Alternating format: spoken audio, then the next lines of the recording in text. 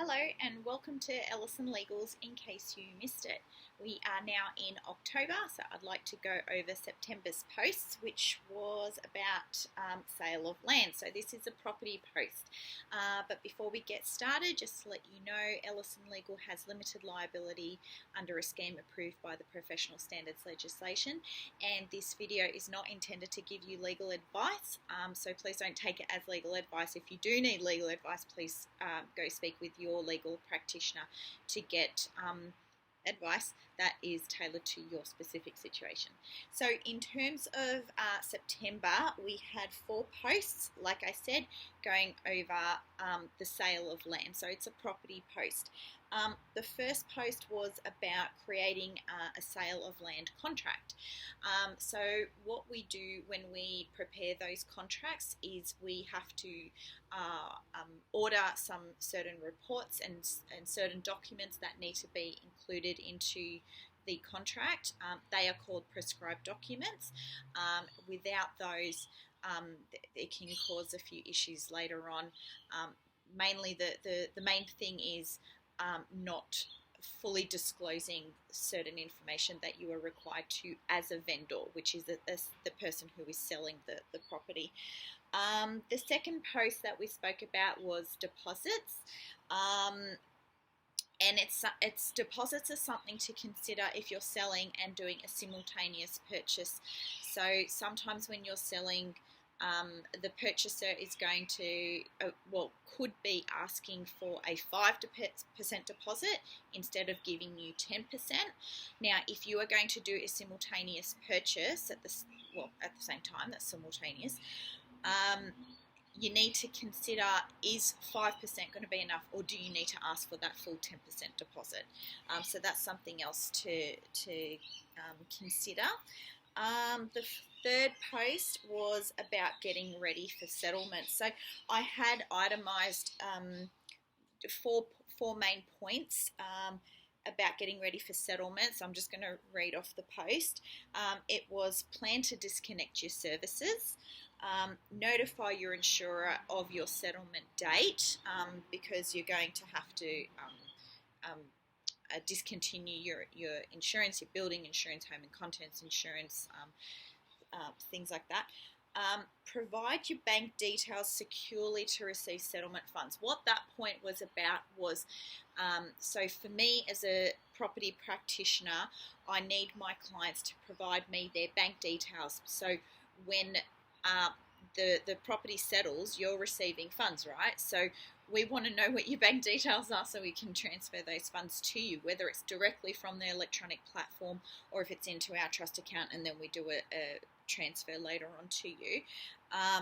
But when we've written down here securely, there are quite a few, I've got a magpie behind me, pretty afraid of magpies, but anyway, back to the point. Providing bank details securely, there's been quite a few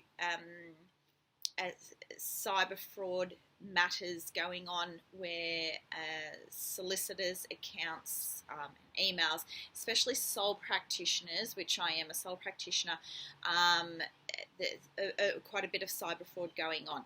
So I do not like to send or receive bank details via email. I use a secure encrypted platform called Secure Exchange. Also on the electronic platform for settlement, which I'm using, I go through PEXA. That's the main one at the moment. I don't think the other one that's coming on, I don't think it's come on yet. So at the moment it's called PEXA. There's also the ability to send it through that way. So whoever you are dealing with, whichever property practitioner you're dealing with, make sure you are sending your bank details securely, whether it's property, whether it's family, whatever legal matter you have, even if it's not a legal thing, if it's your financial planner or someone you just want to send funds to, don't do it through an email because, like I said, the cyber fraud. The fourth point for getting ready for settlement was be contactable for last minute requests. There's the magpie again. Now, the reason I say be ready, be contactable for last minute requirements, is because things can happen literally last minute on the day of settlement. And sometimes if clients aren't contactable, it can either delay things. We do not want to play a guessing game. So just make sure if you've got your date for settlement, be phone ready to take the call for any last minute changes. And not even just last minute, even just the last day. Sometimes people decided they've gone for a holiday. We're in lockdown at the moment, yes, but in general, and they're just not contactable at all. And we need to check figures. We need to make sure everything's ready to go. So when you've got your settlement date, 6 weeks out is a general time frame. Get your settlement date. Know that you need to be available. Okay, so that was the third post.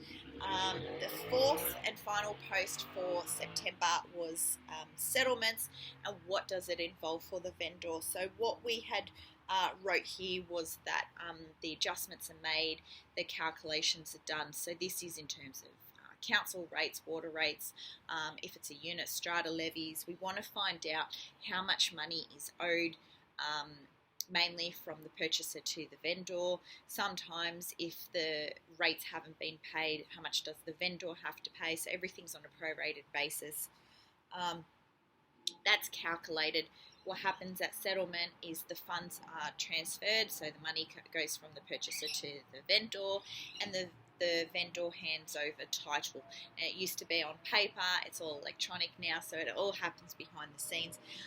So that's what happens. Settlement it goes through, agent releases the keys to the purchaser, and done. That's settled. You've sold your property. So that was our September posts, sale of land.